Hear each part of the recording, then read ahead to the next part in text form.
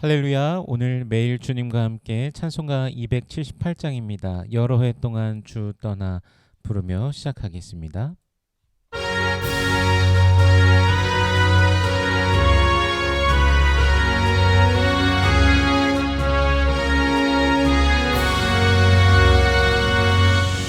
여러 해 동안 주 떠나 세상 연락을 즐기고 저 흉악한 죄에 빠져서 주님을 잊었네. 그 사랑의 예수님 내 맘을 옵니다. 그 들어와 나와 함께하며 내 생명을 내소서.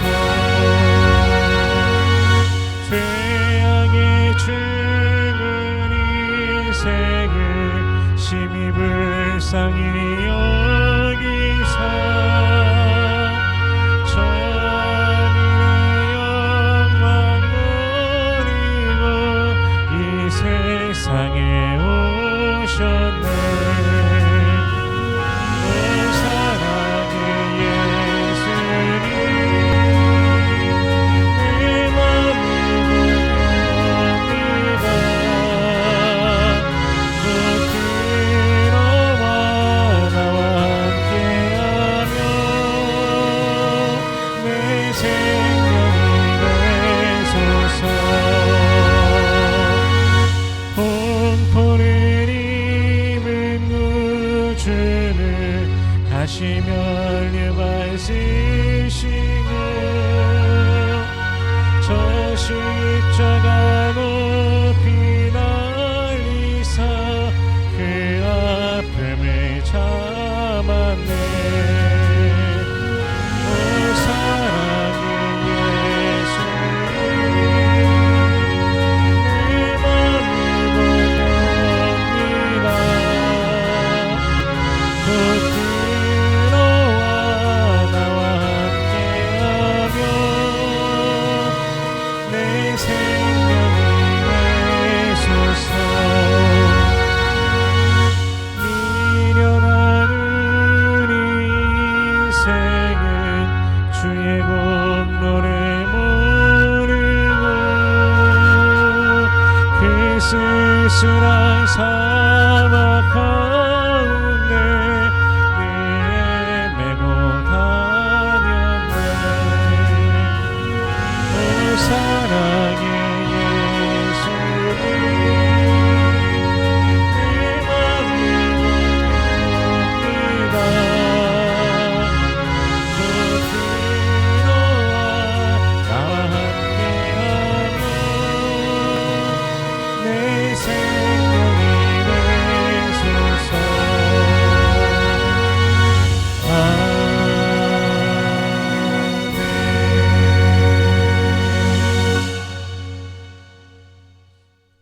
아멘. 오늘 매일 주님과 함께 우리 함께 나눌 말씀은 마태복음 3장 13절에서 4장 11절까지의 말씀입니다. 봉독은 3장 13절에서 17절까지의 말씀을 봉독하겠습니다. 이때 예수께서 갈릴리로부터 요단강에 이르러 요한에게 세례를 받으려 하시니 요한이 말려 이르되 내가 당신에게서 세례를 받아야 할 터인데 당신이 내게로 오시나이까. 예수께서 대답하여 이르시되 이제 허락하라. 우리가 이와 같이 하여 모든 의를 이루는 것이 합당하니라 하시니 이에 요한이 허락하는지라. 예수께서 세례를 받으시고 곧 물에서 올라오실새 하늘이 열리고 하나님의 성령이 비둘기같이 내려 자기 위에 임하심을 보시더니 하늘로부터 소리가 있어 말씀하시되 이는 내 사랑하는 아들이요 내 기뻐하는 자라 하시니라. 아멘. 잠시 기도하겠습니다. 살아계신 하나님 은혜를 감사합니다. 우리 주 예수 그리스도의 놀라우신 사랑, 그 십자가 사랑과 보혈의 은혜로 인하여 감사와 찬양과 영광을 올려드립니다. 허물과 죄로 죽었던 우리를 살리신 그 은혜, 죄와 사망의 권세 가운데서 우리를 해방시켜 주신 그 은혜, 우리를 구원하신 그 은혜를 기뻐하며 감사하며 찬양하오니 주여 홀로 영광 받아 주시옵소서. 우리들의 매일의 삶 속에서 주님을 송축하며 주의 이름으로 인하여 더욱더 기뻐하는 모든 권속들 되게 하여 주시옵소서. 때로는 그 은혜를 잊어버린 우리들의 모습이 있었음을 또한 고백하오니 주님 용서하시고 날마다 새롭게 하시는 우리 하나님의 그 위대하심과 놀라우심을 매일 경험케 하여 주시옵소서. 우리를 향한 그 놀라우신 용서와 그 사랑을 참으로 깨닫고 알아 주님의 그 은혜 아래서 믿음으로 걸어가는 일상이 되게 하여 주시옵소서. 이 시간 말씀을 대합니다. 성령께서 친히 이 말씀 조명하여 주시사 깨닫게 하시고 아멘으로 화답케 하시며 순종케 하시며 하늘로부터 내려오는 신령한 복을 누리는 모든 주의 백성들 되게 하여 주시옵소서. 감사드리며 예수님 이름으로 기도드립니다. 아멘. 성령과 불로 세례를 주실 것이라 하였던 바로 그분께서 세례 요한의 앞에 등장하십니다. 그리고 예수께서는 요한에게 세례를 받으려고 하십니다. 14절에 보니까요. 요한이 말려 이르되 내가 당신에게서 세례를 받아야 할 터인데 당신이 내게로 오시나이까. 바로 성령과 불로써 자신에게 세례를 주셔야 될 분이신데 자기에게 세례를 받으시려고 한다니 요한으로서는 사실 인간적으로 받아들이기 힘이 듭니다. 경외의 대상께서 자신에게 하시는 말씀에 지금 요한은 어떤 마음이 들었을까요? 두려운 마음도 들었을 것입니다.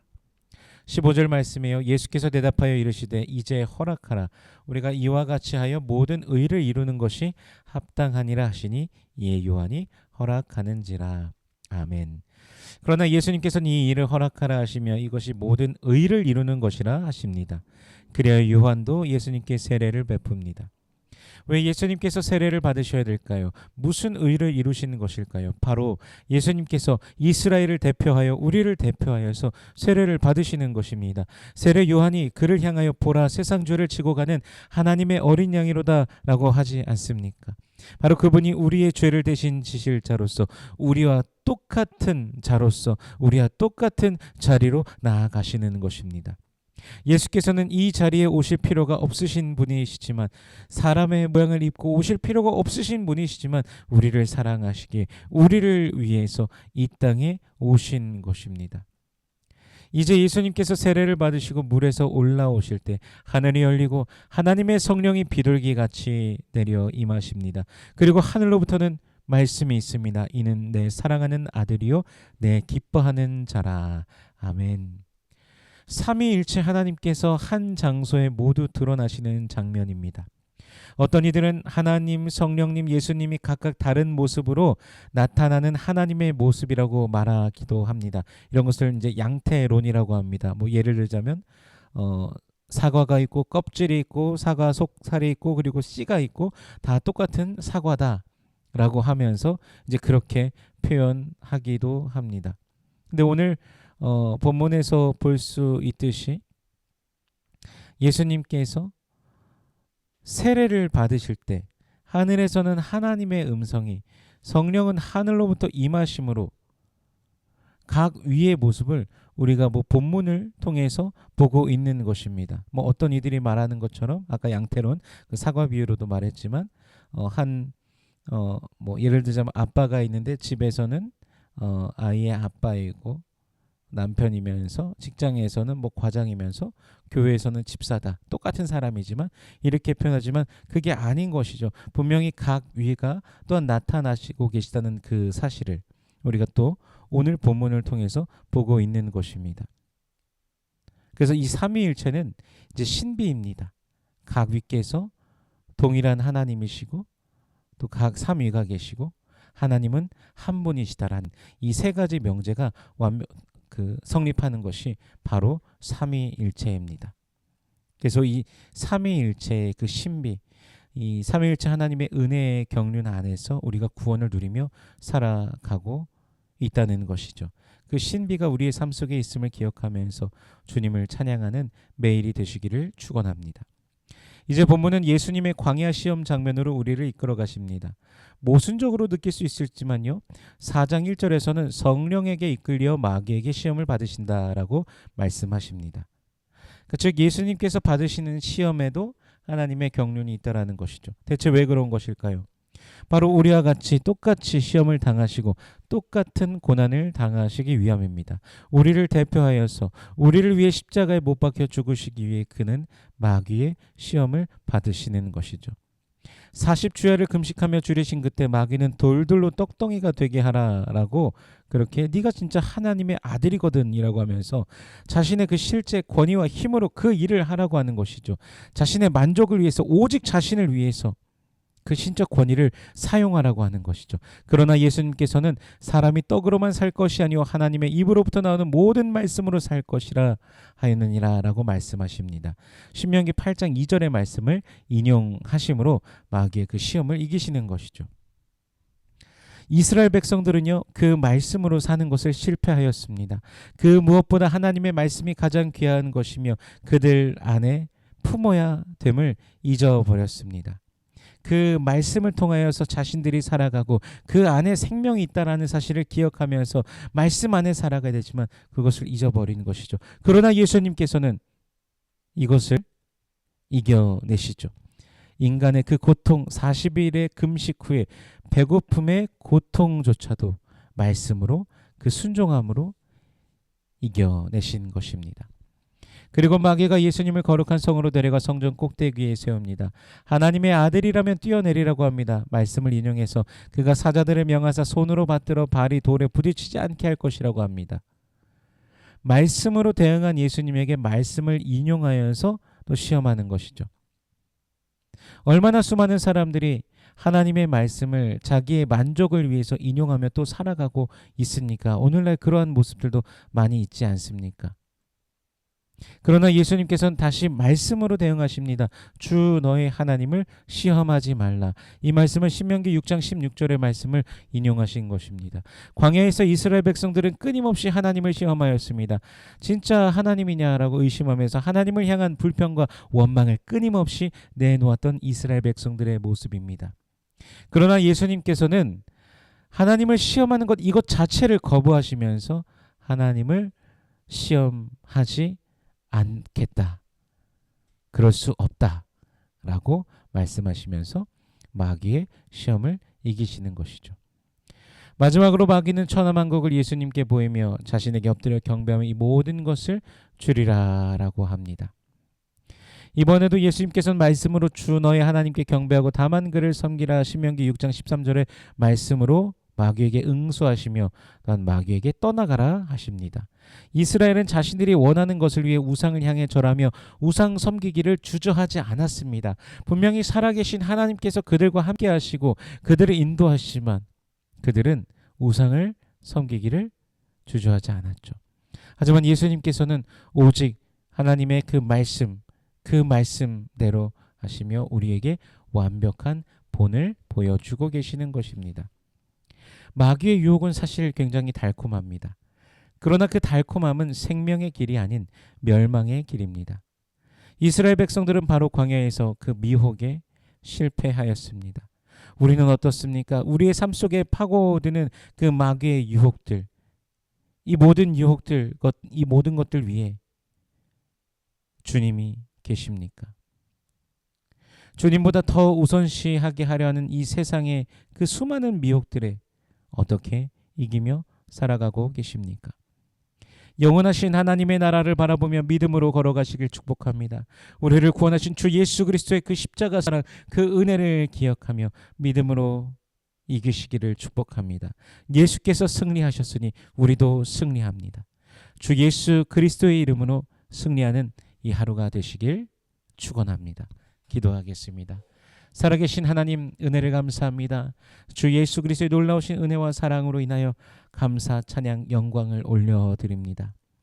주님을 기뻐하며 믿음으로 걸어가는 모든 주의 백성들 되게 하여 주시옵소서. 마음을 다해 뜻을 다해 힘을 다해 주님을 사랑하며 주님을 고백하며 믿음으로 걸어가는 주의 백성들 되게 하여 주시옵소서. 주님, 날마다 우리에게 보여주시는 그 생명의 길을 온전히 걸어가는 주의 백성들 되게 하여 주시옵소서. 주님과 늘 함께하며 주님과 동행하는 우리가 되게 하옵소서. 우리의 모든 기도의 제목들 가운데 주께서 응답하시며 주님의 살아계심을 위대하심을 날마다 경험하는 주의 백성들 되게 하여 주시옵소서. 육신에 연약한 자들이 있습니다. 주님 치료하여 주시옵소서. 여호와 라파 치료의 능력으로 임하시는 주님의 그 권세를 누리며 기뻐하는 모든 권속들 되게 하여 주시옵소서. 여호와는 내게 복을 주시고 너를 지키시길 원하며 여호와는 그 얼굴을 내게 비추사 은혜 베푸시길 원하며 여호와는 그 얼굴을 내게로 향하여 드사 평강 주시길 원하노라. 주님 말씀하셨으니 언약하신 대로 오늘도 임하여 주시옵소서. 감사드리며 예수님 이름으로 기도드립니다. 아멘.